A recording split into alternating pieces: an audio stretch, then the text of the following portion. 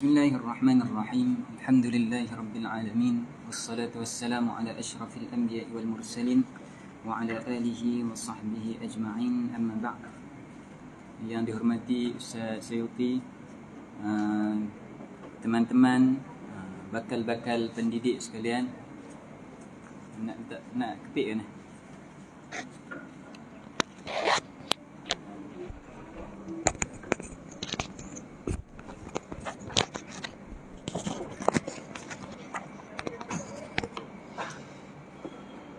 Hadirin hadirat yang dirahmati Allah Ta'ala, InsyaAllah pagi ini kita akan membincangkan salah satu karya ulama Islam di Nusantara, di tanah kita sendiri, tanah Nusantara ini, di tanah Melayu, iaitu karya An-Nahjatul Jayyidah li Halli Alfadhi Nuqawatil Aqidah yang dikarang oleh Syekh Muhammad Nawawi bin Umar Al-Jawi Al-Bantani, ataupun kita biasa kenal dengan nama Syekh Nawawi Banten.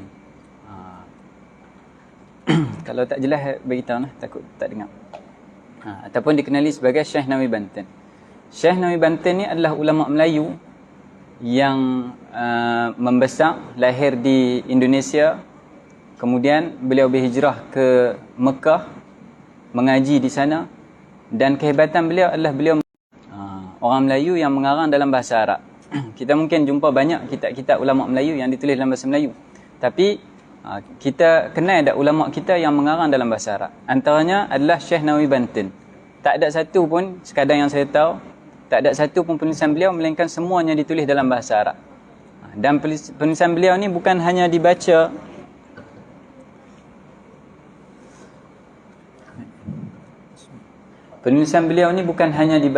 oleh orang Melayu, tetapi juga dibaca oleh orang Arab.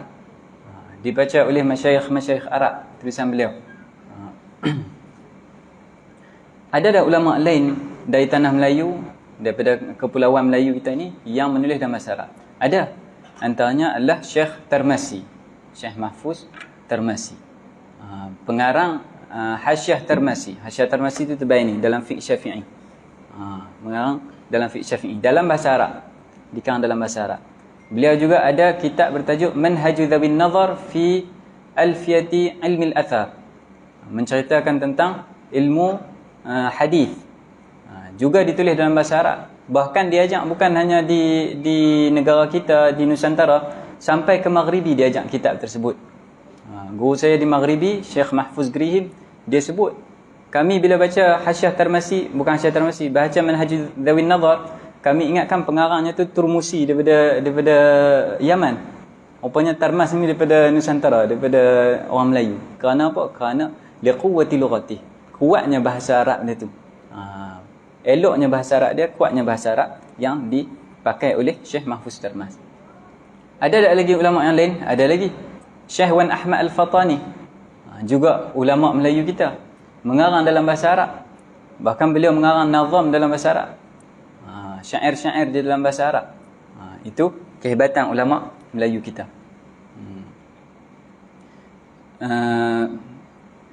Tok Wan kepada Datuk Seri Abdullah Badawi, Syekh Abdullah Fahim, juga ada menulis dalam bahasa Arab. Bahkan beliau juga menekankan kepentingan untuk anak dia mengaji bahasa Inggeris. Menunjukkan ulama kita ambil berat tentang bahasa.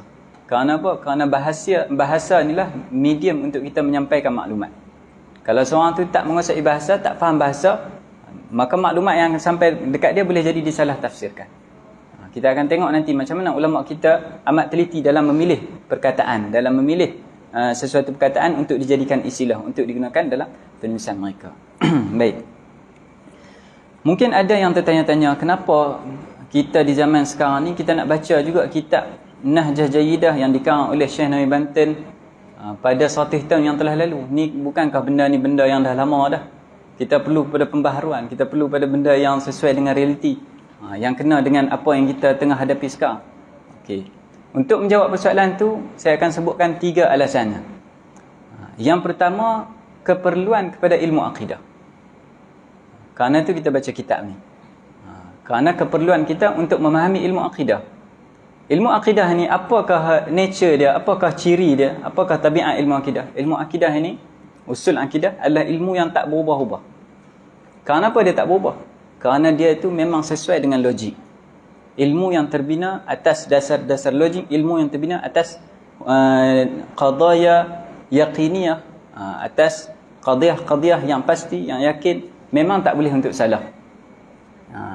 Dan ini adalah sifat bagi ilmu-ilmu moden yang disebut oleh Prof. Naqib Al-Attas. Apa beza kemodenan dengan lawan bagi kemodenan? Kemodenan itu adalah perkara yang terbina atas asas-asas yang tak boleh untuk ditolak oleh akal. Asas itu memang diterima oleh akal. Jadi apa yang kita mengaji, walaupun ilmu akidah ni mengaji di zaman dulu, zaman Abu Hasan Asy'ari, bahkan zaman Anbiya sebelum ni pun semua para Nabi beriman Allah wujud, Allah Ta'ala tak ada permulaan, tak ada perakhiran, tak sama dengan makhluk. Benda yang sama juga, cuma kita buat dalam bahasa yang lebih mudah untuk difahami. Tetapi benda yang diiktiqad itu sama dengan apa yang dipegang oleh para Anbiya, daripada Nabi Adam sampai Nabi Muhammad, sebelum kehujanan Nabi dan setelah semua meninggal sampai di akhirat, perkara tersebut takkan berubah. Kerana apa? Kerana perkara tersebut terbina di atas dasar-dasar yang pasti, dasar-dasar yang tak boleh berubah lagi dah. Dan ini adalah sifat bagi benda yang disebut sebagai kemodenan. Beza dengan benda yang tak moden, benda itu terbina atas hanyalah sangkaan-sangkaan semata-mata, menyangka bahawasanya pokok ni boleh bagi kesan nak lalu kena minta tumpang ke apa ke. Contohnya itu yang terbina atas sangkaan semata-mata, beza dengan akidah. Okey.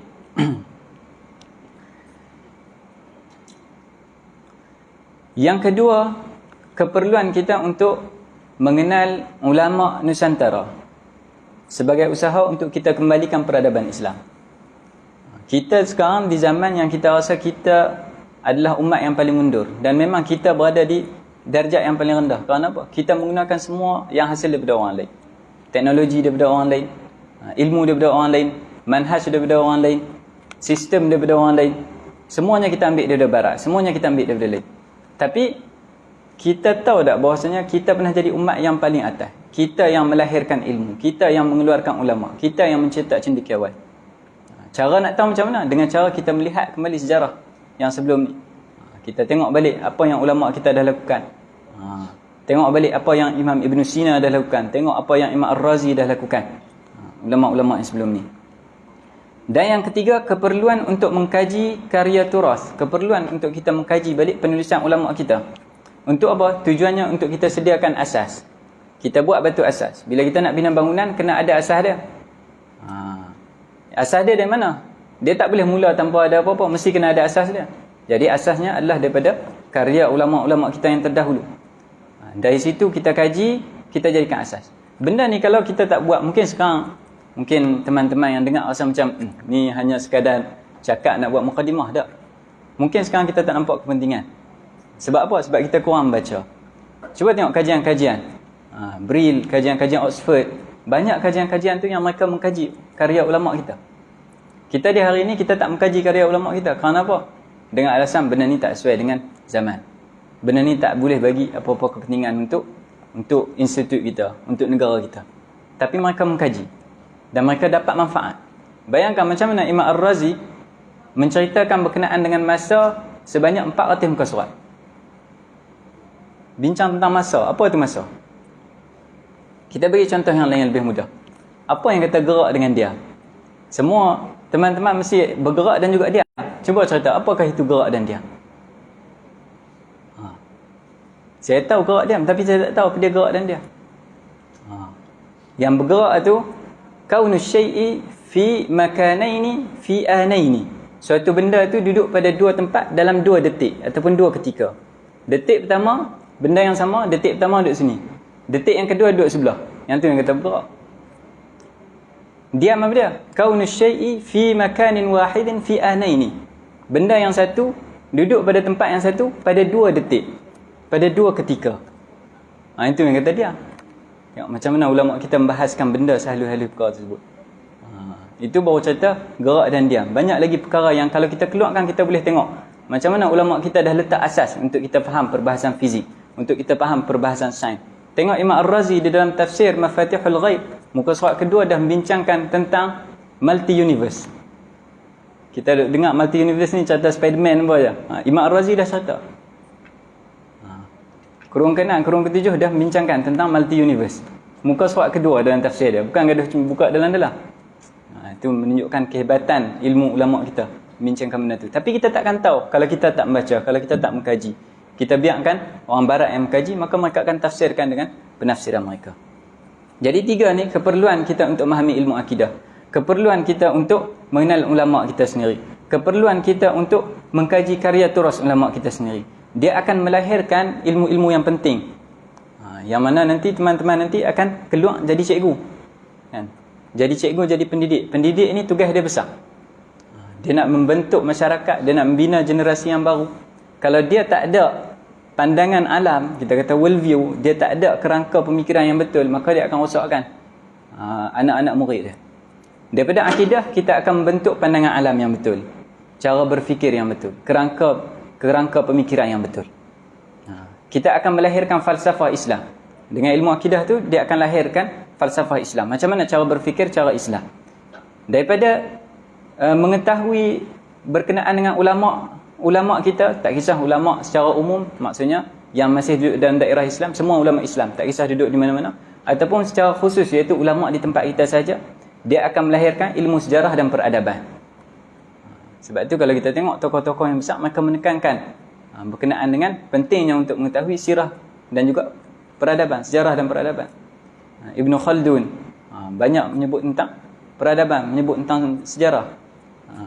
Prof. Naqi Al-Attas banyak menyebut perkara tersebut. Yang ketiga, daripada kajian turas, kita akan lahirkan 2 ilmu. Satu disebut sebagai ilmu manuskrip, satu lagi disebut sebagai ilmu perpustakaan.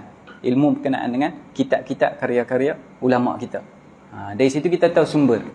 Jadi apa kepentingannya? Ilmu pertama akan membentuk kerangka pemikiran. Akan jadi kita punya world view kita, pandangan alam kita. Ilmu yang kedua akan membentuk, akan mengenalkan kita tujuan dan matlamat kita. Apa yang ulama kita dulu buat ni? Daripada dulu sampai 1400 tahun ni, ataupun 1300 tahun sebelum kita dijajah, apa yang ulama kita lakukan? Apa tujuan yang mereka nak? Bila kita baca sejarah mereka, baru kita tahu usaha mereka yang mereka lakukan tu apakah tujuannya. Dan yang ketiga adalah memberikan kita sumber dan juga bahan untuk kita membina peradaban balik. Bila kita kaji karya, kita kenal apa yang ada dalam karya kita, maka dari situ kita akan ambil sumber. Kita boleh buat comparison, perbandingan dengan apa yang ada sekarang, apa yang falsafah-falsafah, apa yang barat lahirkan sekarang. Kita boleh compare dengan apa yang ulama Islam kita lahirkan. Dari situ kita boleh bina, kita boleh bina kita punya tamadun yang baru. Okey, itu secara ringkas berkenaan dengan apa yang kita akan bincangkan ataupun kenapa kita perlu bincangkan kitab ini. Bismillahirrahmanirrahim. Sallallahu wasallam ala sayyidina Muhammadin wa ala alihi wa sahbihi wa baraka wasallam. Boleh tengok muka surat 7. Kita mula daripada awal lah, daripada maksud saya daripada prakata pun kita akan baca dah. Taqdimu Syekh Rahimuddin Nawawi Al-Bantani. Ni prakata daripada Syekh Rahimuddin. Waktu saya buat kajian buku ni, kajian yang saya buat sambil-sambil duduk mengaji apa, saya buat juga kajian sekatlah yang bahasa Arab ada 2, satu Jumanatut Tauhid yang mulanya kita nak baca tu, dan yang kedua adalah An-Nahjatul Jayyidah. Ada satu lagi yang bahasa Arab juga, iaitu kajian master saya yang tu yang dicetak di Mesir. Kalau yang dalam bahasa Melayu, kajian-kajian dalam bahasa Melayu antaranya adalah buku berkenaan dengan sifat 20 lah. Kita cerita sejarah sifat 20, falsafah penyusunan sifat 20. Kenapa mula dengan wujud dulu? Sifat Allah Ta'ala kan sama aja, semua wajib. Tapi kenapa mula dengan wujud? Setelah wujud kenapa masuk qidam? Kenapa masuk baqa? Kita ceritakan falsafah tersebut dalam buku sifat 20 itu. Okey. Alhamdulillahi Rabbil Alamin alladhi laysa kamithlihi syai' wa huwa as-sami'ul basir. Segala puji bagi Allah Ta'ala yang tak menyerupai, tak ada sesuatu pun yang menyerupainya. Wa huwa as-sami'ul basir, dia yang maha mendengar lagi maha melihat. Wassalatu wassalamu ala khairil khalqi alladhi laysa lahu fai'. Selawat dan salam ke atas sebaik-baik makhluk yang tidak ada baginya bayang. Al-fai'u bermakna dhilli. Fai' dengan makna dhil, bayang.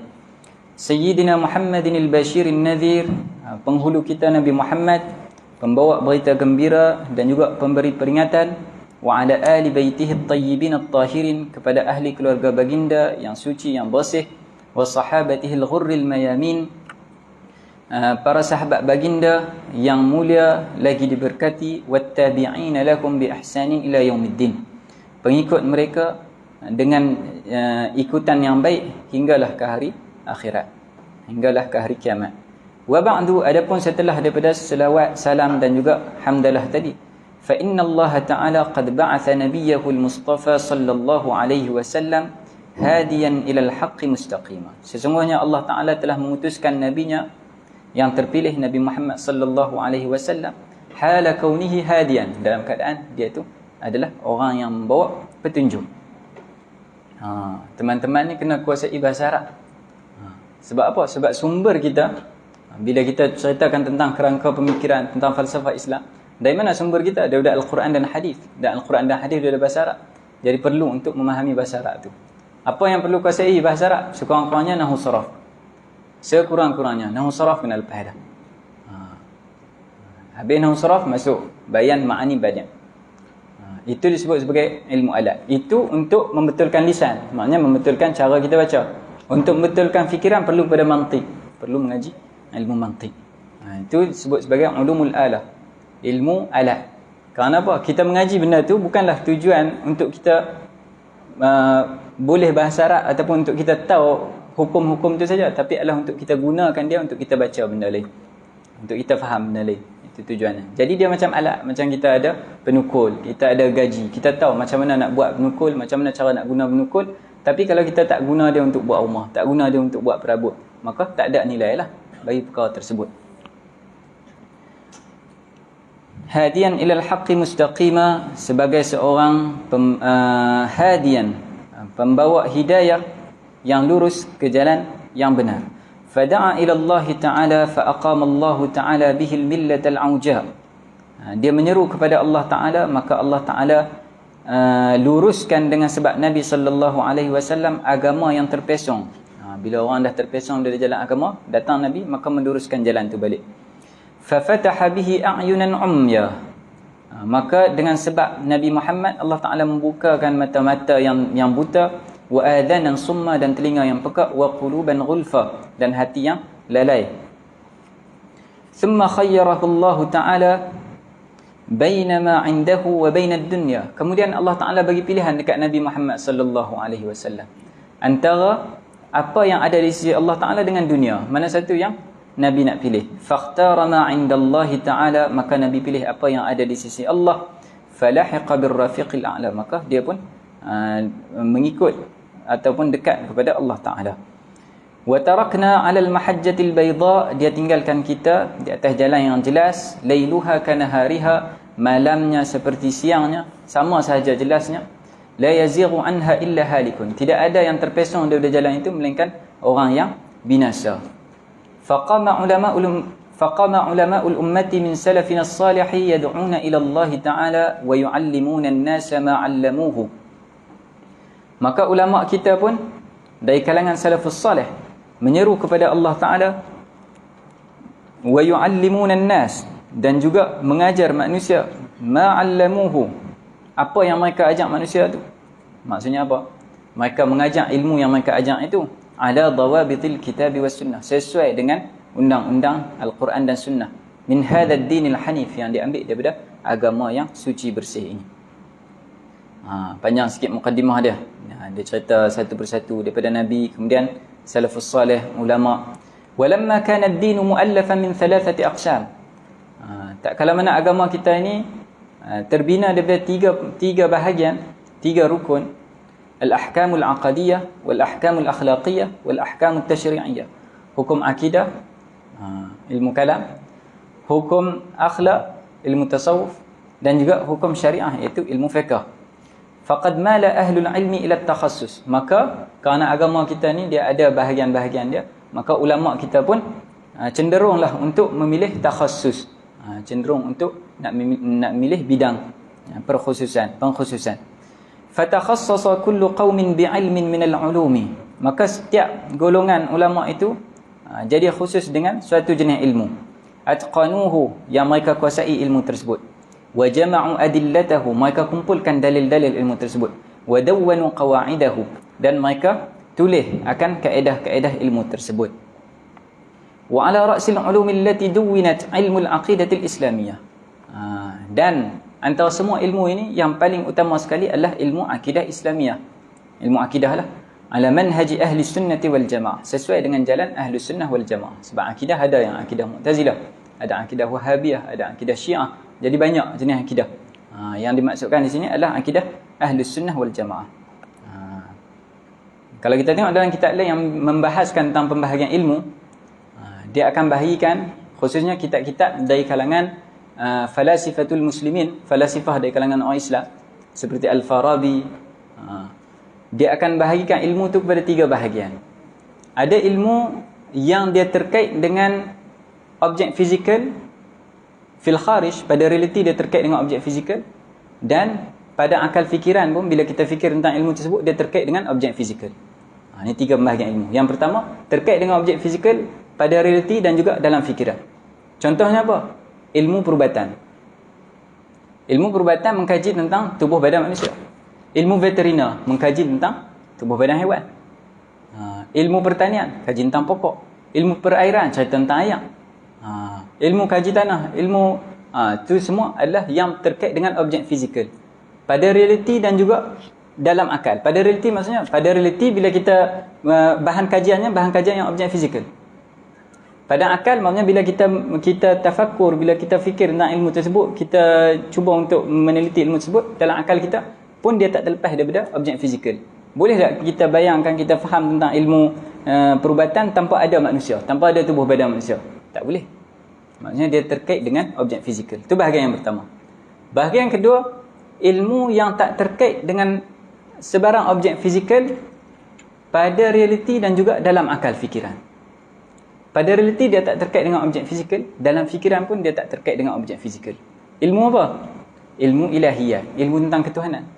Cerita tentang Allah Ta'ala. Allah bukannya objek fizikal, bukan sama macam makhluk. Pada realiti tak. Bila kita fikir, kita faham tentang ilmu akidah, kita tengah proses maklumat-maklumat berkenaan dengan ilmu akidah, berkenaan dengan ketuhanan, pun tak terkait dengan objek fizikal. Dan bahagian yang ketiga adalah ilmu yang terkait dengan objek fizikal pada realiti, tak terkait dengan objek fizikal fi dhihni, dalam akal. Ilmu apa? Ilmu matematik. Kalau kita fikir, kita boleh buat andaian, equation yang pelik-pelik, kita boleh buat macam-macam perkiraan-perkiraan matematik yang pelik-pelik. Tetapi fil kharij, pada realiti, kalau kita nak wujudkan perkiraan matematik itu, dia perlu ada pada benda, ada pada bahan. Contohnya buat bangunan, baru kita kira, ataupun kita kira pakai batu ataupun apa. Jadi pada realiti dia terikat dengan objek fizikal, tapi dalam fikiran dia tak terikat dengan objek fizikal. Boleh saja nak andaikan apa-apa sahaja, matematik. Itu 3 pembahagian ilmu. Dan ini nanti akan terpecah banyak. Ini saya ada sebut dalam buku Peta Ilmu dan Peta Amal. Yang ni menarik untuk kita faham macam mana ulama kita menyusun ilmu tersebut. Jadi ilmu yang paling tinggi yang mana? Antara 3 ni yang paling tinggi adalah ilmu yang tak terkait dengan objek fizikal pada realiti dan juga pada fidzih ni, dalam akal fikiran kita. Kerana apa? Kerana objek fizikal ni, nilai ilmu dekat mana? Nilai ilmu pada tujuannya, nilai ilmu pada bahan kajiannya ataupun subjek kajiannya. Okey, kalau kita tengok subjek kajian, ada subjek kajian objek fizikal, ada yang tak objek fizikal. Mana yang lebih mulia subjek kajiannya? Yang bukan objek fizikal. Kenapa? Kerana yang objek fizikal ni dia boleh hancur, dia boleh binasa, dia boleh rosak. Yang bukan objek fizikal, kaji tentang ketuhanan, takkan rosak, akan kekal macam tu. Jadi dia lebih mulia. Dari segi tujuan, ilmu yang berkenaan dengan objek fizikal tentang tubuh badan manusia, untuk apa? Mengaji perubatan, untuk boleh sihatkan tubuh badan. Tapi akhirnya akan mati juga. Pokok tumbuh-tumbuhan akhirnya akan binasa juga. Tetapi mengkaji tentang Allah Ta'ala, untuk apa? Untuk kita dapat ma'rifatullah, untuk kita kenal Allah Ta'ala, untuk kita kenal diri kita, tahu tujuan kita, tahu matlamat kita. Jadi ternyata matlamatnya lebih tinggi. Kerana itu kita kata antara 3 bidang ilmu ni yang paling tinggi yang mana? Yang paling tinggi adalah yang mengkaji benda yang bukan objek, mengkaji perkara yang bukan objek fizikal fi dhihni, dalam akal fikiran dan juga pada realiti. Iaitu ilmu ilahiyat, ilmu tentang ketuhanan. Yang paling rendah yang mana? Yang mengkaji tentang objek fizikal pada realiti dan juga dalam akal fikiran. Maksudnya kalau mengikut pembahagian yang ulama kita letakkan, Jadi pengajian perubatan, fizik, kimia, semua ni duduk di bahagian yang disebut sebagai hikmah rendah. Dia bahagi 3 ni dia sebut ilmu hikmah. Hikmah tinggi ilmu ketuhanan, hikmah rendah ilmu yang terkait dengan objek fizikal. Kita sekarang kita terbalikkan. Kita tak ambil berat tentang orang yang mengaji akidah, orang yang mengaji falsafah, orang yang mengaji perkara-perkara tersebut. Tapi kita ambil berat dengan orang yang mengaji hikmah rendah, perubatan apa semua. Kenapa? Kerana tujuan kita untuk industri, tujuan kita untuk lahirkan orang yang boleh buat kerja. Itu tujuan kita. Bukan tujuan kita nak mendidik. Boleh tengok bahasa ni dalam kitab Peranan Ilmu, buku peranan universiti oleh Prof. Wan Muhammad Nur, Wan Daud Wan Muhammad Nur. Saya tak ingat nama dia. Buku dia Peranan Universiti. Itu menarik. Dia sebut bahawasanya pendidikan tu bukanlah untuk ajak, bukanlah hanya semata-mata untuk penuhkan akal dengan maklumat. Kalau macam tu hadis lagi alim daripada kita. Bukanlah semata-mata untuk buat kerja. Kalau macam tu beruk pun boleh buat kerja. Jadi apa tujuan taklim tu? Tujuan taklim tu adalah untuk kita mengenal diri kita, kita tahu di mana kedudukan kita, kita tahu apa matlamat kita, apa tujuan kita. Okey. Jauh pi. Okey. Wa ala ra'sil ulumi allati duwinat ilmu al-aqidah al-islamiyah. Antara ilmu-ilmu ini yang paling utama adalah antara ilmu yang ditadwin, tadwin maksudnya yang dibukukan, ilmu yang ditulis dalam buku, diletak dia punya kaedah-kaedah disusun. Yang paling utama adalah ilmu akidah Islamiah sesuai dengan manhaj ahli sunnah wal jamaah. Yang ilmu pertengahan tadi kita sebut ilmu matematik. Kerana itu kalau kita tengok sistem lama falsafah, cara yang dia mengaji dia mula dengan ilmu matematik dulu. Ilmu matematik, ilmu perkiraan. Ini disebut sebagai ulumut ta'alim, ilmu-ilmu pengajaran. Sebab apa? Kerana mula diajak dengan ilmu matematik. Kenapa mula dengan ilmu matematik? Tujuannya adalah kerana nak biasakan akal pelajar itu supaya dia tahu ada benda yang dia tahu ni yang terkait dengan objek fizikal, ada benda yang tak terkait dengan objek fizikal. Kerana ilmu matematik macam tu sifat dia. Dia ada sisi yang terkait dengan objek fizikal, ada sisi yang tak terkait dengan objek fizikal.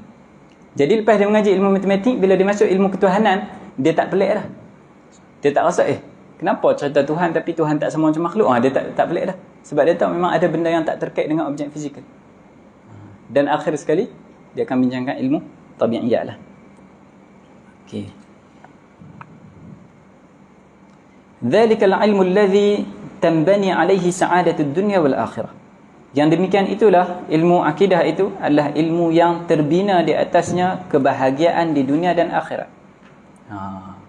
Nak kena faham makna kebahagiaan pula. Banyak disebut al-kalimat al-miftahiyah, kata-kata kunci dalam ayat tersebut banyak. Perlu faham makna bahagia. Apa yang dimaksudkan dengan bahagia? Nak faham maksud bahagia, kena faham makna diri kita. Kena faham unsur-unsur yang membina diri kita.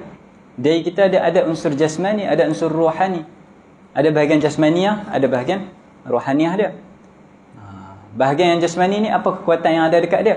Ada dua kekuatan. Kekuatan syahwat dan kekuatan ghadab. Ini semua saya ada sebut dalam buku Peta Ilmu. Kekuatan syahwat dan kekuatan ghadab. Unsur rohani dia ada satu kekuatan, iaitu kekuatan akal. Jadi dalam diri manusia, ini juga disebut oleh Imam Al-Ghazali. Mungkin akan ada orang kata, ni semua nak promote buku. Tak, benda yang kita ambil tu daripada ulama-ulama sebelum ni. Boleh baca dalam Ihya Ulumuddin ada sebut. Dan Al-Arba'in fi Usuluddin ada sebut. Manusia tu kekuatannya ada 3. Kekuatan akal, kekuatan marah dan juga kekuatan hawa nafsu. Apa guna 3 kekuatan ni? Kekuatan hawa nafsu untuk dia dapatkan nutrien yang dia perlukan untuk tubuh badan. Hawa nafsu ni jangan faham hubungan lelaki perempuan je. Hawa nafsu ni apa? Lapang nak makan, hawa nafsu. Dahaga nak minum, hawa nafsu. Makan, minum, itu hawa nafsu. Okey. Nak ada keluarga, hawa nafsu. Okay. Untuk apa? Untuk menjaga diri dia ni.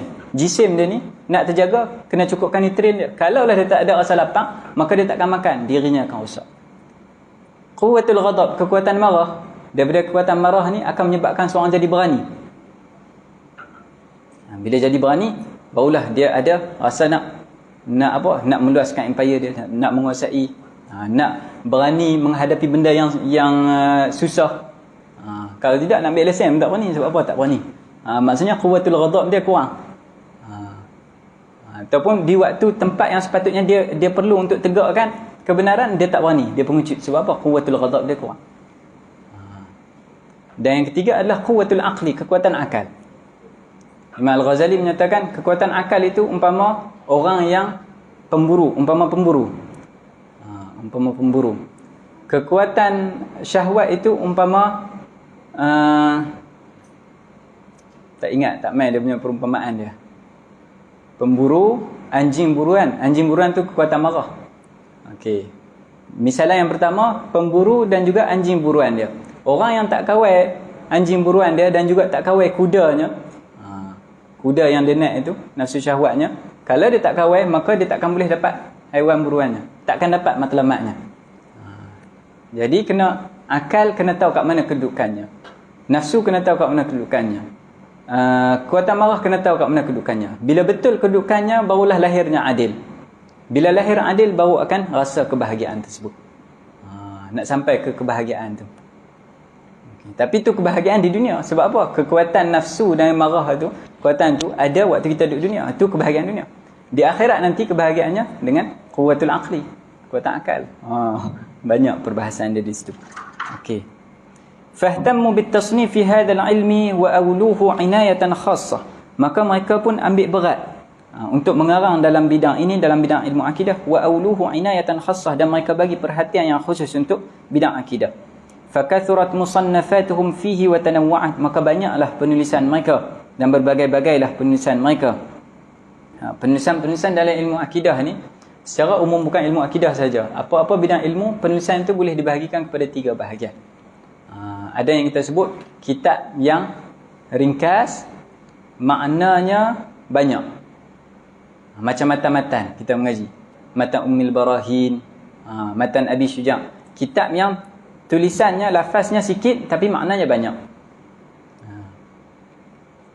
Ada yang maknanya sikit, lafaznya banyak. Ada yang makna dan lafaznya sama banyak. Yang sikit, maknanya banyak, ini sesuai untuk apa? Sesuai untuk orang yang dah habis pengajian. Dia dah menguasai bidang tu. Bila dia baca balik matan, dia tahu, oh, nak syarah kat sini. Dia tahu syarahan dia kat sini. Sebab apa? Yang ada dalam tu adalah kata-kata kunci. Jadi bila dia baca sikit, tapi dia boleh syarah banyak. Tok-tok guru kita sebab tu boleh syarah walaupun kitab yang ringkas, matan kecil-kecil. Kenapa? Matan yang kecil tu lafaznya sikit tapi maknanya banyak. Dia mengumpulkan kata-kata kunci dalam tu. Ataupun juga sesuai untuk pelajar yang baru nak mula dan dia cerdik. Syarat dia kena cerdik. Mungkin sebab tu kita tengok sekarang ada orang yang mengaji matan Abi Syuja', mengaji matan Ummul Barahin, tapi dia tak faham. Kerana apa? Kerana binaan kitab tersebut caranya adalah dengan bina lafaz yang sikit tapi maknanya banyak. Jadi yang tu sesuai untuk 2 golongan saja. Orang yang dah habis mengaji apa semua, dia baca yang tu, dia akan dapat banyak faedah. Ataupun orang yang baru nak mula dan dia cerdik, akalnya laju. Kalaulah dia baru nak mula dan dia tidak dianugerahkan cerdik, maka waktu itu yang sesuai macam mana? Dia mulakan dengan kitab yang maknanya sikit, lafaznya banyak, syarahannya panjang, dibuat banyak bentuk tamsilan, banyak bentuk contoh, dia ubah struktur ayat tu 2-3 kali sampai dia faham. Itu yang sesuai dengannya. Untuk golongan pertengahan yang nak banyak maklumat, nak tambah lagi, dia dah mengaji, dia dah tahu asas bidang tersebut, nak banyak, maka waktu itu sesuai untuk dia baca kitab yang lafaznya dengan maknanya sama banyak. Jadi setiap dia baca tu, dia akan dapat maklumat, dia akan dapat maklumat. Kalau dia baca kitab yang maknanya sikit, lafaznya banyak, dia akan boring. Apa panjang sangat syarah.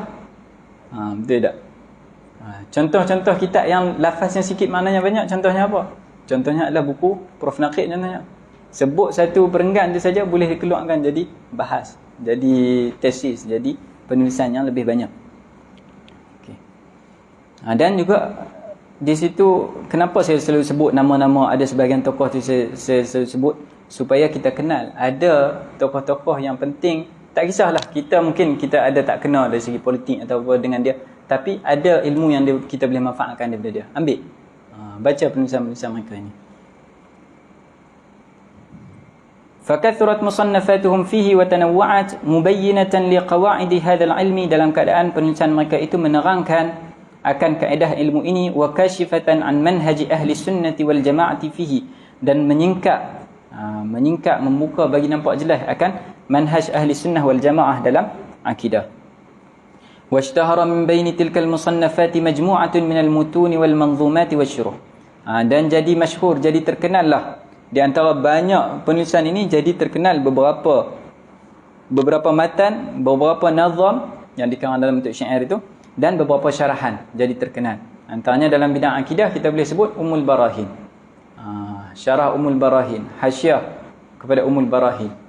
Kemudian Jauharah Tauhid, Kharidah Bahiyah, itu yang dalam ilmu akidah yang jadi terkenal.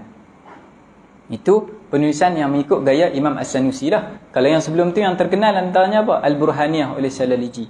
Antaranya lagi yang terkenal apa dia? Kitab Imam Al-Juwaini, Al-Irsyad oleh Imam Al-Juwaini. Antara kitab-kitab yang terkenal. Kalau sekarang macam mana? Mungkin ada yang nak baca kitab akidah yang dia ada kaitan dengan perbahasan sekarang. Boleh baca kitab Kubral Yaqiniyat oleh Syekh Ramadan Al-Buti. Dalam tu dia mulakan dengan menyebut cara disebut sebagai manhajul bahth, research methodology antara orang Islam dengan orang Barat. Apa beza dia? Dia mula dengan sebut benda tu. Jadi menarik juga kalau nak baca kitab yang baru tu. Okay. Ada terjemahan dia, boleh tengok dekat maktabah apa nama dia? Maktabah Darussalam Sungai Petani ada terjemahan dalam bahasa Melayu kitab tersebut. Talaqqatuhu al-ummatu bil qabul, umat ini menerima akan kitab-kitab ini. Wa kataballahu laha al-intishara wadh-dhuyu', dan Allah Taala dah tentukan baginya untuk dia tersebar dan dikenali. Wa kana minha kitabul Imam al-Allamati Syekh Muhammad Nawawi Al-Jawi Al-Bantani, dan antara kitab tersebut adalah kitab Syekh Nawawi Banten rahmatullahi alaih ala manzumatihil musamma bin nahjatil jayyidah, yang dia karang kitab tersebut untuk mensyarahkan nazamnya yang bernama An-Nahjatul Jayyidah. An-Nahjah daripada nahaja yanhaju nahjan. Nahjah boleh jadi tak tu untuk jadikan dia isim. Maksudnya jalan yang baik. Jayyidah, jalan yang baik fi ilmi tauhid. Yang dikarang dalam ilmu tauhid. Kita tengok tajuk dia An-Nahjatul Jayyidah li halli alfadhi nuqawatil aqidah. Jalan yang baik untuk menghuraikan alfadhi lafaz-lafaz nuqawatil aqidah. Idafat sifat kepada mausuf. Li alfadhi al-aqidatin naqiyah. Dia datangkan dalam bentuk masdar di situ. Okey. Untuk menjelaskan akidah yang bersih, akidah yang suci, ataupun boleh juga dengan makna akidah yang terpilih. Wa hiya allati ja'at fi uslubin rasin. Yang mana kitab ini datang dalam uslub, dalam bentuk penulisan yang kukuh, wa diqqatin 'aliyatin fi ma'naha wa maghzaha, dan tinggi maknanya, halus maknanya, wa quwwatin fi siyaghatiha, cantik bahasanya, kuat bahasanya, wa umqin wa ghazaratin fi bayaniha wa manhajiha, dalam dan luas akan penerangan dan juga manhaj jalannya. Wa qad salaka al-'allamatu Syekh Nawawi fi manzumatihi hadhihi tariqa as-sadat al-asy'ariyah. Syekh Nawawi Banten dia mengikut jalan ulama Asy'ariyah, ahli sunnati wal jamaah. Wa nahaja manhajahum fi bahth as-sifat an-nafsiyah was-salbiyah wal-ma'ani wal-ma'nawiyah.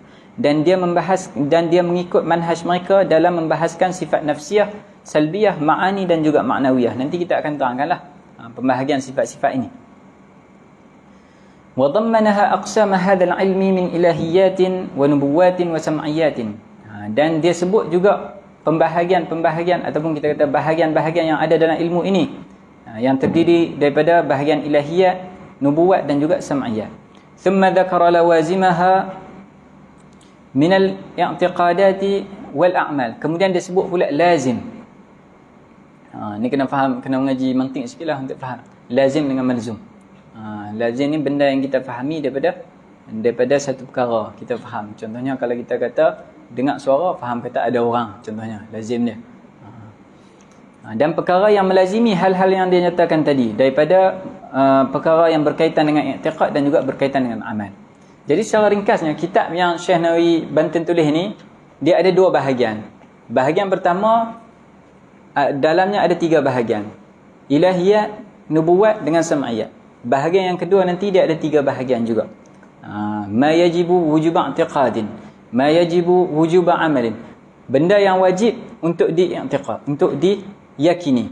Kemudian benda yang wajib untuk diamalkan. Dan yang ketiga saya tak ingat. Sekejap ada kita boleh tengok. Yang ketiga, boleh tengok di fihris. Ma yajibu wujub i'tiqadin, ma yajibu wujub ma'rifatin. Yang pertama yang wajib i'tiqad, yang kedua wajib tahu, dan yang ketiga wajib amal.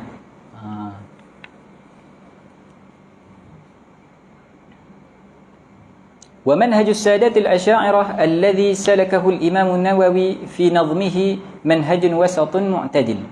Dan jalan asy'ariyah yang diikut oleh Syekh Nawawi ini dalam nazamnya adalah jalan yang pertengahan, yang kita kata jalan yang seimbang lah, taklah melencong jadi ekstrim sangat, taklah sampai mengabai ilmu akidah.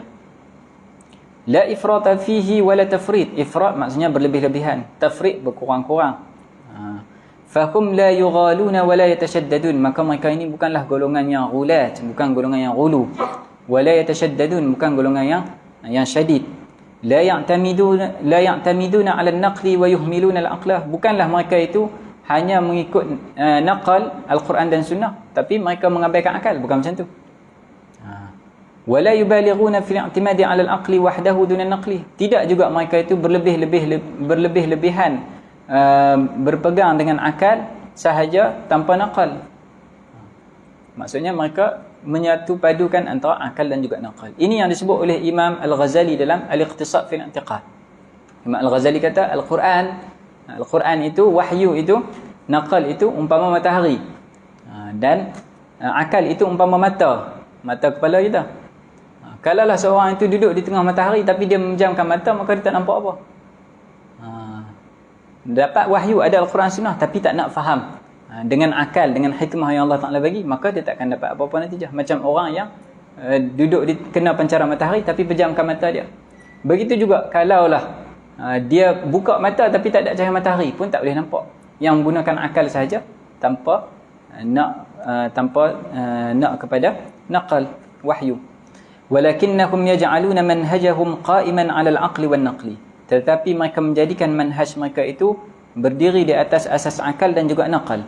Wa madhhabuhum huwa madhhabus sawadil a'zam. Mazhab mereka lah mazhab majoriti ulama min ahli al-Islam, dari kalangan mazhab majoriti orang Islam, fi masyariqil ardi wa magharibiha, daripada timur dunia sampailah ke baratnya. Wa qad qala Rasulullah sallallahu alaihi wasallam, dan Rasulullah dah bersabda, la yajma'ullahu ummati ala dalalatin abada. Allah Ta'ala tidak akan himpunkan umatku ini dalam kesesatan selama-lamanya. Wa yadullahi ma'al jama'ah. Allah Ta'ala akan ada bersama dengan jamaah. Maksudnya Allah Ta'ala redha apa yang dipilih oleh majoriti tersebut. Fattabi'us sawadal a'zam. Maka ikutlah kalian golongan majoriti. Fa innahu man syadza syadza finnar. Sesungguhnya barang siapa yang syaz, yang berseorang, yang keluar daripada majoriti, maka dia itu masuk dalam duduk seorang-seorang di dalam neraka. Rawahul Hakim la'ala as-sawab al-Hakim bi itsbatil alif bainal ha'i wal kaf. Bukan al-Hakim, sebab al-Hakim nanti gelaran bagi al-Hakim at-Tirmizi. Lainlah Imam Tirmizi yang syama'il lain. Ada seorang lagi ahli hadis sebut sebagai al-Hakim at-Tirmizi, ulama hadis yang sufi. Yang ni rawahul Hakim wat Tirmizi. Yang ni Imam al-Hakim sahibul Mustadrak. Lain pula. وقد رغب أخي في الله الطالب الباحث زين العابدين بن عبد الحليم القدحي الماليزي بلدا الشافعي مذهبا والأشعري عقيدة أن يتابع مسيرة علمائنا الملايويين الطيبة في التأليف وشرح المتون الهمة في العلوم الشرعية. وقد كان من فضل الله على فضيلته أن وفقه للاهتمام بهذه المنظومة المباركة وبشرحها وتنقيحها حيث قرأها درسها في خلال دراسته في جامعة عبد الملك السعدي بأرض الأولياء المغرب العربي المبارك. Nanti tak apa, tak terjemah tak apa yang tu. Jazahullahu ta'ala anna ala Nawawi Tanar al-Bantani wa ummat al-Jawi al-Malayuyin. Moga Allah Ta'ala bagi kepadanya, kepada orang yang buat kajian buku ini, moga Allah Ta'ala bagi ganjaran padanya sebagai menggantikan kamilah. Maksudnya Syekh Nawawi kata kami ini, ahli keluarga kami, umat Melayu ni tak mampu nak bagi ganjaran. Moga Allah Ta'ala lah yang bagi ganjaran kepada dia. Wa 'anil muslimina jami'an juhdahul mubarakal mashkura fi hadha asy-syarh khairal jaza. وأكرمه بما يحب ويرضى في الدنيا والآخرة وأسأل الله تعالى أن يجعل هذا الجهد في ميزان حسنته. Moga Allah Ta'ala jadikan usahanya ini pada timbangan amal kebaikannya. Wa yanfa' bihi kull man qara'ahu wa hafizahu wa talaqqahu wa fahimah. Moga Allah Ta'ala jadikan manfaat bagi semua yang membacanya, yang menghafalnya, yang mengajinya dan yang memahaminya. Biqalbin salim, dengan hati yang baik, wa hubbin sadiq, dan dengan rasa cinta yang benar. Wa sallallahu ala sayyidina Muhammadin wa ala alihi wa sahbihi wasallam. Ni Syekh Ramadan tulis waktu dia ke Maghribi ni, saya jumpa dia di Maghribi waktu tu. Kenapa saya minta dia? Kerana beliau ni adalah, kita kata, cucu cicit lah kepada Syekh Nawawi Banten. Jadi kita minta lah ambil berkat daripada keturunan ulama' ni. Dan beliau juga antara ulama' yang menulis dalam bahasa Arab. Banyak buku-buku beliau ditulis dalam bahasa Arab je. Syekh Rahmuddin. Muqaddimatul Mu'tani. Ini muqaddimah yang saya tulis lah. Kalau ada yang salah apa semua, bagi tahu ni. Bismillahirrahmanirrahim. Alhamdulillahil muttasifi bil qudrati wal iradah. Segala puji bagi Allah Ta'ala yang bersifat dengan kudrah dan iradah, kuasa dan juga kehendak. Al-mutasarrifi fi mulkihi wahdah, yang mengurus tadbir kerajaannya seorang-seorang. Maknanya dia sahaja yang tunggal yang mengurus tadbir kerajaan ini. Wassalatu wassalamu ala rasulihi wahdah, itu jadi apa? Dia jadi hal. Tapi kena takwil. Sebab apa? Sebab hal sepatutnya datang dalam bentuk nakirah, tak boleh datang dalam bentuk makrifah. Tapi wahdahu idafat kepada dhamir, jadi makrifah. Jadi ulama kata ni kena takwil. Dalam lughah pun ada takwil. Jadi apa? Jadi munfaridan, berseorangan, seorang-seorang, satu, esa, maknanya dia sajalah. Wassalatu wassalamu ala rasulihi sayyidina Muhammadin alladhi la yuhadi khalqun siyadatahu wa su'dudah. Selawat dan salam kepada Rasulullah, penghulu kita Nabi Muhammad, alladhi la yuhadi khalqun siyadatah, yang mana tidak ada satu pun makhluk yang menyamai kedudukan baginda, menyamai kepenghuluan baginda, darjat baginda lah, darjat kepimpinan baginda. Wa su'dudah pun sama juga. Su'dad dengan siyadah tu sama. Tu masdar bagi sadayasudu. Sadayasudu maknanya memimpin. Siyadah kepimpinan lah. Sadayasudu siyadatan wa su'dudan wa su'dadan. Tiga masdar dia. Wa ala, kita sebut sikit lah fawaid lughawiyah lah. Pengajian bahasa Arab kan yang join ni, ke pengajian Islam? Ke bukan pengajian kufar lah. Alhamdulillah. Okey. Wa ala alihi wa sahbihi alladhina iqtafau atharahu, dan kepada selawat dan salam kepada ahli keluarga baginda, sahabat baginda yang mengikut jejak langkah baginda, wa qabilu nushahu wa irsyadah, yang menerima nasihat baginda dan petunjuk baginda. Amma ba'du, fa inna li ulama'i buldanil malayu musyarakatan fi syatta fununil islami wa ma'arifih. Kenapa saya datangkan dalam bentuk buldanil malayu, sedangkan ada orang yang sebut, yang dia datangkan dalam bentuk sifat mausuf, al-buldan al-malayuwiyah contohnya. Kenapa saya sebut buldanil malayu di sini? Kerana orang Arab susah nak sebut nama negara kita. Dekat hujung dia ya, waw, kemudian bila letak ya nisbah jadi ya sekali lagi. Nak sebut al-malayuwiyah tu susah. Bagi orang Arab susah nak sebut. Jadi cara yang mudah macam mana? Kalau mereka nak tulis tentang negara kita pun, mereka datangkan dalam bentuk idafat. Buldanul malayu, maksudnya negara-negara orang Melayu lah. Tanah-tanah orang Melayu ni. فإن لعلماء بلدان الملايو مشاركة في شتى فنون الإسلام ومعارفه. Sesungguhnya bagi ulama negeri-negeri Melayu ini ada musyarakah. Musyarakah ni maksudnya dia ada penulisan, dia ada menceburkan diri dalam beberapa bidang. Dia ada pengetahuan dalam bidang tersebut, dia menulis dalam bidang tersebut. Tapi penguasaan sampai ke hujung, kalau ulama yang menguasai sampai ke hujung bidang dan banyak bidang, maka disebut sebagai mutafannin. Bahasa orang putih dia panggil apa? Polimat ke apa lah. Yang menguasai banyak bidang ni. Mutafannin. Kalau musyarakah ni maksudnya dia boleh mengarang dalam bidang lain, dia boleh juga mengarang. Tapi tak sampai ke tahap tafannun tu tadi, mutafannin tadi.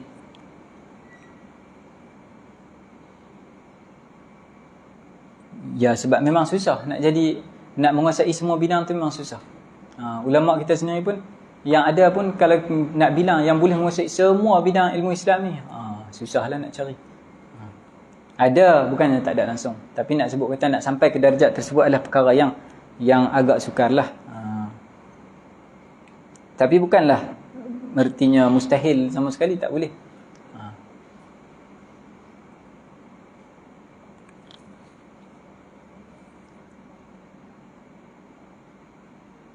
Mana tadi? Musyarakatan fi syatta fununil Islam wa ma'arifih, mereka itu ada menulis dalam berbagai bidang-bidang Islam dan pengetahuan-pengetahuan Islam. Wa juhudan kabiratan fi khidmatil ilmi wa ahlih, mereka ada usaha yang besar dalam khidmat kepada ilmu dan juga ahli ilmu.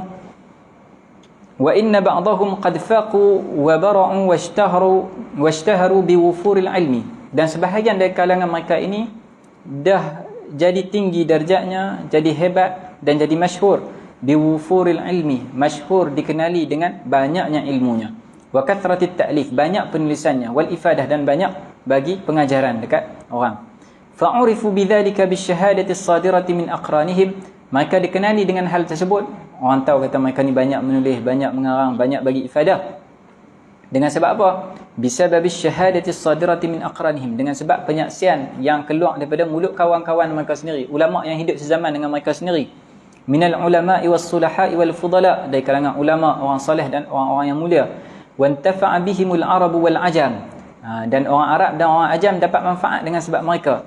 Hatta wujidat kutubuhum fi jami'il amakini, sehingga kan kitab-kitab mereka ni ada di semua tempat. Sawa'un kanat hadiratan aw badiyatan aw baida, tak kisahlah hadirah di pekan-pekan, aw badiyah ataupun di pedalaman-pedalaman, aw baida ataupun di padang pasir.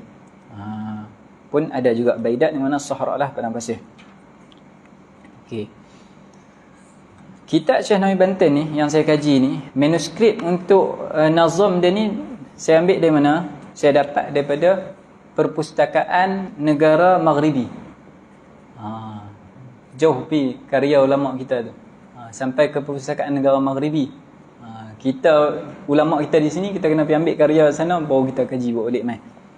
Okey. Wa kana Syekhuna Sidil Mahfuz Grihim Al-Maghribi, ni tok guru saya lah, Syekh Mahfuz Grihim ni. Mereka ni duduk di selatan Maghribi.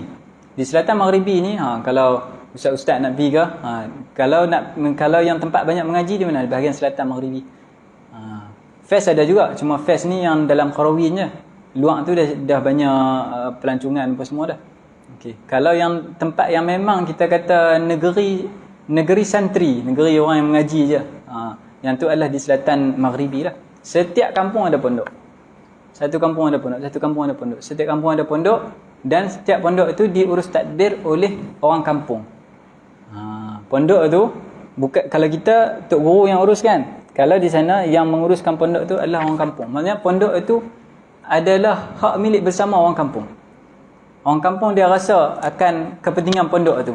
Pondok tu adalah sebahagian daripada diri mereka, identiti mereka. Dan pondok tu boleh bertahan lama. Boleh bertahan 100 tahun, 200 tahun boleh bertahan. Tok guru macam mana? Tok guru dipilih oleh orang kampung tersebut. Mereka akan buat mesyuarat, pilih tok guru. Tok guru mati, tukang tok guru yang lain. Jadi pondok tu berterusan. Sebab kita kadang pondok yang tok guru dirikan, kadang bila mati tak ada pewaris. Dan tak ada siapa ambil berat, akhirnya habis pondok tu. Di sana Maghribi macam tu. Urusan tu adalah di bawah kampung tersebut. Jadi Syekh Mahfuz Grihim ni salah seorang tok guru di pondok di selatan Maghribi lah. Dan mereka ni, orang di selatan Maghribi adalah penduduk asal Maghribi. Penduduk asal Maghribi jangan kita ingat dia orang Arab. Mereka ni orang ajam macam kita juga. Disebut sebagai barbar. Orang putih disebut barbarian tu. Orang-orang belah situ lah. Tapi nama puak mereka yang sebenarnya adalah Amazigh. Itu nama yang mereka redha untuk diri mereka lah. Barbar tu adalah nama yang diletak oleh penjajah. Nama mereka ni adalah Amazigh. Jadi mereka ni cakap bahasa mereka. Kalau tengok rupa, kalau pi kita duduk, contoh saya duduk dengan mereka, duduk campur apa semua, mereka ingat kita orang mereka. Sebab apa? Tak ada malamih Arabiah tu, tak ada. Rupa Arab tu tak ada. Mereka pun tak ada rupa Arab. Kadang kita tengok macam nak Cina pun ada. Campur-campur lebih kurang macam kita. Tinggi pun lebih kurang. Jadi dia akan cakap bahasa dia. Bila cakap bahasa dia, kita cakap Arab, dia tahu kita bukan orang dia. Dia ada bahasa lain. Tok guru di sana adalah daripada orang Amazigh ni. Mereka bukan Arab, tapi mereka mengaji bahasa Arab sampaikan mereka boleh menulis syair. maka boleh mengajar dalam bahasa Arab. Bahasa Arab tu jadi mudah, jadi bahasa seharian, jadi medium pengajaran bagi mereka. Kita kena usaha macam tu. Boleh, bukan hanya sekadar bahasa Inggeris, bahasa Melayu dan juga bahasa Arab lah. Wa kana Syekhuna Sidil Mahfuz Grihim Al-Maghribi yadhkuru li anna syarh Syekh Mahfuz At-Tirmasi Al-Indonesi li Alfiyati Al-Iraqi kana yuqra'u wa yudarrasu fil madaris al-atiqah bi Sus al-Maghrib. 9.30 lagi kita break Ustaz. Kita break 15 minit ke. Dia lama-lama sangat pun lagi berat kan. Kena rehat Ustaz, jalan musim-musim tawaf masjid ke apa, lagi masuk balik. Kita rehat 15 minit lagi. 9.30 sampai 9.45. Syekh Mahfuz Grihim menyebutkan kepadaku bahwasanya syarah Syekh Mahfuz Tirmasi Indonesia bagi Alfiyah Iraqi dalam ilmu hadis itu kana yuqra'u. Dulunya dibaca, wa yudarrasu, dipelajari fil madarisil atiqah bi Susil Maghrib, di pondok-pondok. Madaris atiqah ni maksudnya pondok lah. Madrasah atiqah dia panggil di sana, al madrasatul atiqah. Atiq ni maksudnya lama, tradisional, sekolah tradisional, pondok lah maksudnya. Bisusil Maghrib, di negeri Sus, selatan Maghribi tu negeri itu disebut sebagai Sus. Nisbahnya jadi As-Susi lah ulama yang di situ. Di Sus Maghrib. Beliau pun sempat mengaji waktu beliau duduk mengaji dulu. Dan ulama-ulama sana, jangan kita kata yang pondok saja. Syekh Mahfuz Grihim ni PhD. PhD dalam bidang usul fiqh. Wa kanu yadhunnuna anna muallifahu yamaniyun. Pernah sekali itu, selalu saya sebut cerita ni, pernah sekali itu waktu kami mengaji, sebab kami biasanya pergi waktu cuti musim panas. Jadi bila pergi musim panas, student Arab ni depa cuti lah waktu tu. Yang tinggal ni sama ada yang kalau balik susah, duduk pondok mudah lagi. Ataupun kalau duduk pondok ada makanan, minum semua dibagi percuma. Kita duduk mengaji je. Syarat dia mengaji je, yang tu je. Jadi bila kita pergi musim panas ni, kita duduk mengaji apa semua, adalah budak-budak Arab ni yang nampak muka waktu makan je. Waktu makan ramai. Waktu mengaji ada terani lah, sikit je lah. Sikit lagi ada, sikit lagi. Time mengaji sikit saja, time makan ramai. Jadi sehari tu Syekh Mahfuz marah. Dia pergi dekat dewan makan tu. Dia kata ni hampa Arab ni mai duduk sini kena mengaji. Aku ada syahadah, aku ada CJ PhD ni, aku sanggup buang dalam longkang untuk jaga hampa ni. Nak kata dia ada sijil PhD, boleh je untuk dia kerja besar-besar, kerja yang lain jadi mensyarah apa semua. Tapi dia duduk di pondok tu hanya untuk nak didik anak-anak ni. Hampa yang main tak mau mengaji pula.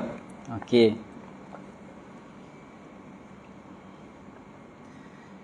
Wa kanu yadhunnuna anna muallifahu yamaniyun lima fihi min quwwati al-lughati wa matanatiha. Dan mereka, orang Arab di Maghribi ataupun orang yang menuntut ilmu di Maghribi ketika itu, mereka menyangka bahawasanya pengarangnya adalah Yamani, adalah orang Yaman. Lima fihi min quwwati al-lughati wa matanatiha, kerana kuatnya bahasanya, teguhnya bahasanya. Fa hadhihi syahadatu, kerana apa? Kalau biasanya orang ajam ni bahasa dia rakikah, bahasa dia ada rakakatun fil lisan, bahasa tak elok lah, tak cantik. فهذه الشهادة وأمثالها تنبئ عما لقيه هؤلاء العلماء من حسن القبول لمؤلفاتهم والاعتراف بمكانتهم. Maka penyaksian yang disebut oleh guru saya ni, dan juga penyaksian yang seumpama dengannya, menceritakan kepada kita amma laqiyahu haula'il ulama, apa yang didapati oleh ulama-ulama itu, ulama kita lah. Min bayaniyah, menerangkan ma dekat amma. Min husnil qabul, iaitu apa yang mereka terima. Husnil qabul, orang terima dengan elok. Li muallafatihim, akan karangan-karangan mereka. Wal i'tirafi bimakanatihim, orang mengiktiraf, mengakui kedudukan mereka. Wa min man laqiya hadzal qabul wal i'tirafa wa tara saytuhu wa tibu siratihi fil afaq. Dan dari kalangan ulama yang menerima qabul, maksudnya orang terima juga penulisannya, wal i'tiraf, orang i'tiraf kedudukannya, wa tara saytuhu, dan jadi masyhur namanya, wa tibu siratihi, dan mewangi hidupnya, bukan hidupnya, sirahnya, fil afaq, ke seluruh pelosok. Siapakah yang macam ni juga? Al-Syekhul Allamatu Wan Ahmad bin Muhammad Zain Al-Fatani. Syekh Wan Ahmad Al-Fatani lah, ulama kita lah. sahibu Nailil Amani fi syarhi Awamilil Jurjani. Beliau ada mengarang syarah bagi Awamil Jurjani, tajuk dia Nailul Amani. Ni kena mengajilah teman-teman yang nak jadi cikgu bahasa Arab ni, kena mengaji paling tidak. Nailul Amani fi syarhi Awamilil Jurjani. Kitab ni diajak di Turki pun diajak. Kita yang duduk negara kita, guru kita tak mengaji pun. Nama pun baru tahu apa. Oh, baru tahu kata ada Syekh Wan Ahmad ni. Wa kuntu i'tanaitu min qablu bimanzumatin lahu, dan dulunya aku pernah buat kajian nazam bagi Syekh Wan Ahmad fi ilmi al-aqaid, dalam ilmu akidah juga, musammatin bi Jumanatut Tauhid, yang dinamakan dengan nama Jumanatut Tauhid, Mutiara Tauhid. Kitab dia. Fanasharatha Daru Akademi Jawi Malaysia. Ni kena tulis Melayu nama dia. Dan dicetak ataupun disebarkan oleh Dar Akademi Jawi Malaysia. Akademi Jawi Malaysia lah yang cetak dia. Di Kuala Lumpur. Wa ara min al-wajibi ay yabdhula hadha al-faqir al-muqil juhdahu. Dan aku melihat antara perkara yang wajib untuk aku lakukan adalah supaya al-faqir ini yang kurang usahanya ini yabdhula juhdahu, untuk dia kerahkan tenaganya, wa yuwasila amalahu, dia teruskan lagi kerjanya, fi khidmati ulama'i baladih, dalam berkhidmat kepada ulama negerinya, ta'rifan bihim, untuk mengenalkan mereka, kenalkan orang dengan ulama negara dia sendiri, wa inayatan bi kutubihim, dan ambil berat dengan kitab-kitab karya ulama negeri dia sendiri. Faja'a hadzal kitabu mumaththilan lil halaqati tsaniyah, maka datanglah kitab yang kita baca ini sebagai kita kata siri yang kedua li hadhihi silsilatin nafi'ah, bagi siri yang bermanfaat ini insya-Allah taala. Wa mu'arrifan bi syakhsiyatin, dan datang kitab ini juga untuk mengenalkan seorang lagi tokoh, tu'addu ahamma syakhsiyati buldanil Malayu, yang dianggap sebagai tokoh terpenting di negeri-negeri Melayu ini, wa akbarahum khidmatan lid-din, dan yang paling besar khidmatnya kepada agama ini. Kenapa Syekh Nawawi Banten ni sampai digelar sebagai Nawawi Ats-Tsani, disebut sebagai Nawawi, Imam Nawawi yang kedua. Ala wa huwa al-imam al-allamatu Syekh Muhammad Nawawi bin Umar Al-Jawi Al-Bantani rahimahullah. Dia itu adalah Syekh Nawawi Banten lah rahimahullah. Wa qad tamma ikhtiyaruna ala kitab An-Nahjatil Jayyidah. Kami pilih kitab An-Nahjatil Jayyidah fi hadhihi al-halaqati, dalam siri ini, nazaran li kaunihi lam yashtahir ishtihara ghairihi min kutub Syekh Al-Jawi, kerana melihat bahawasanya kitab ni tak terkenal lagi seperti mana kitab-kitab yang lain karya Syekh Nawawi Banten. Kitab yang lain dah terkenal dah. Apa dia antara kitab yang terkenal? Katijanid Darari. Tijan jamak bagi taj, mahkota. Darari bagi dur, mahkota permata, ala aqidatil Bajuri, bagi akidah Imam Al-Bajuri, syarah akidah Imam Bajuri lah. Wa Nurul Zalam syarah aqidatil Awam, begitu juga kitab Nurul Zalam syarah akidah Awam. Kitab ni ditahqiq oleh orang Arab sendiri, mereka tahqiq, mereka cetak, dicetak oleh percetakan Darul Hawi wa ghairihima, dan yang selainnya. Fa'asa an nakuna bihi sababan lita'arrufin nas ala sahilin akhara min sawahil bahri ulum Syekh radhiyallahu anhu. Moga kita jadi sebablah untuk orang kenal lagi sisi yang lain, kita kata pantai yang lain daripada pantai keilmuan Syekh, daripada pantai-pantai lautan keilmuan Syekh Nawawi Banten ini. 3 minit lagi. Hadha ولا يفوتني هنا التعبير عن جزيل شكري لأشخاص أسهموا من قريب أو من بعيد, يعني ucapan terima kasih saja, في إخراج هذا الكتاب المحقق. terima kasih saya ucapkan, وخصوصا شيخي ومربي روحي العلامة الشيخ خليل إلياس العراقي حفظه الله الذي كان ولم يزل يربيني بنظرته وكلامه وأخلاقه, yang sentiasa mentarbiah dengan pandangannya, dengan kata-katanya, dan juga dengan akhlaknya.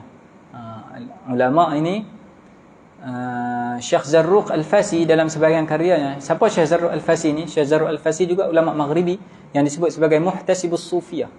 Maksudnya apa? Dia ni yang tukang cek ahli sufi. Ahli sufi ni buat kerja betul tak? Ahli sufi ni ikut syariat tak? Tak ikut syariat. Kerja dia. Dia ahli sufi tak? Dia pun ahli sufi.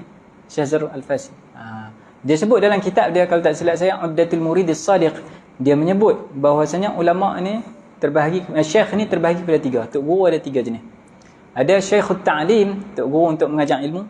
Ada Syekhut Tarbiyah, tok guru untuk mendidik manusia.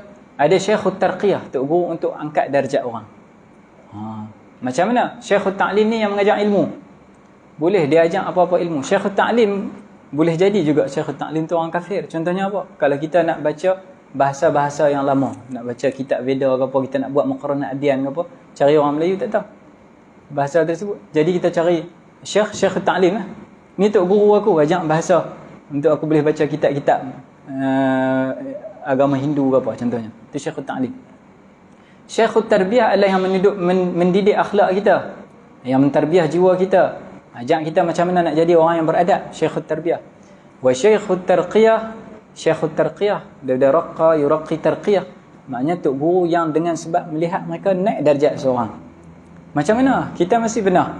Bila kita jumpa dengan ulama, kita rasa berdosa, rasa bersalah, macam terbuka semua pekung kita, semua dosa kita nampak apa semua. Kita rasa lebih takut kepada Allah Taala. Itu Syekhut Tarqiyah. Fahum yurabbuna muridihim bin nadhrah. Mereka ni mentarbiah pelajar mereka dengan pandangan saja. Tak ada banyak, hanya dengan tengok saja. Jadi pandangan boleh bagi kesan yang baik, seperti mana pandangan juga boleh bagi kesan yang jahat. Pandangan yang bagi kesan jahat, ain. Sakit ain orang kata. Sebab apa? Orang tengok benda tu, orang rasa hasad, maka kita kena sakit. Begitu juga pandangan boleh juga untuk bagi kesan yang baik. Iaitu pandangan guru-guru tarqiyah. Pandangan dia akan bagi kesan yang baik kepada jiwa kita. Antaranya hadis yang menyebut hal tersebut, maksudnya ulama ambil daripada hadis tersebut isyarat. Ada tak yang kata Syekh Tarqiyah ni? Ada. Antaranya hadis yang menyebut, kalau tak silap saya, daripada Sayyidina Anas bin Malik yang menyebut bila mana mereka, bila wafat Rasulullah sallallahu alaihi wasallam, mereka kebumikan Rasulullah, maka kami rasa iman kami rendah walaupun tangan ni tak habis lagi daripada debu tanah. Sebab apa? Sebab tak tengok Nabi. Rasa turun iman. Itu Syekh Tarqiyah yang mendidik dengan pandangan. Dan yang paling utama sekali adalah kalau tok guru tu mampu mengumpulkan tiga-tiga. Dia adalah Syekhut Ta'lim, dia boleh mengajar. Dia adalah Syekhut Tarbiyah, boleh mendidik. Dan dia juga Syekhut Tarqiyah. Moga Allah Ta'ala rezekikan kita dengan guru yang seperti itu. 9.31 lebih seminit. 9.46 masih boleh, insyaAllah. Wallahu subhanahu wa ta'ala a'la wa a'la.